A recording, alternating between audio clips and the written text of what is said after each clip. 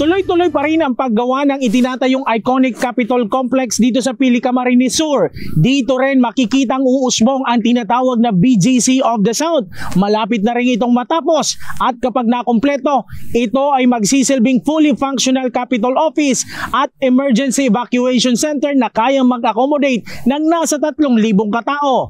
Ito rin ay magbibigay ng trabaho at oportunidad para sa mga mamamayan ng probinsya ng Camarines Sur. Nagpapatuloy ang konstruksyon ng inaabangang iconic Capitol Building sa bayan ng Pili, Camarines Sur, isang makabagong istruktura na sumasalamin sa kultura, kasaysayan at pag-unlad ng rehiyon. Ang proyekto ay idinisenyo ng kilalang Casa Architects na kilala sa paglikha ng mga arkitekturang may malalim na kahulugan at kaugnayan sa lokal na komunidad. Ang harapan ng gusali ay inspirasyon ng Pili Nathas, isang simbolikong material mula sa pangunahing produkto ng lalawigan. Ginamit ito bilang disenyo ng mga panel sa fasad ng gusali. Ang iconic Capitol ay may 4 na antas at bawat isa ay may natatanging layunin. Sa unang antas ay matatagpuan ang Crisis Management Center na magsisilbing sentro ng koordinasyon sa panahon ng sakuna at emerhensya. Ang ikalawang antas ay tinatawag na multipurpose plinth na may open air atrium at pampublikong hagdan bukas para sa mga pagtitipon at aktibidad ng mamamayan. Sa ikatlong antas naman, matatagpuan ang administrative level na nagsisilbing opisina ng mga kawani ng pamahalaang panlalawigan. At sa ika-4 na antas, naroon ang Governor's Building na may public observation deck kung saan matatanaw ang kahangahangang Mount Isarog. Kabilang din sa mga pasilidad ng gusali ang multifunctional hall, conference rooms at mga espasyo para sa pampublikong serbisyo at pagtitipon. Ang gusali ay dinisenyo hindi lamang upang maging sentro ng pamahalaan, kundi upang magsilbing simbolo ng pagkakaisa at katatagan ng Camarines Sur habang itinataguyod ang sustainable development at pangangalaga sa kalikasan. Sa patuloy na pag-usbong ng lalawigan, ang iconic Capitol Building ay magsisilbing haligi ng makabagong pamamahala at tanda ng mas progresibong kinabukasan para sa buong Kamsur.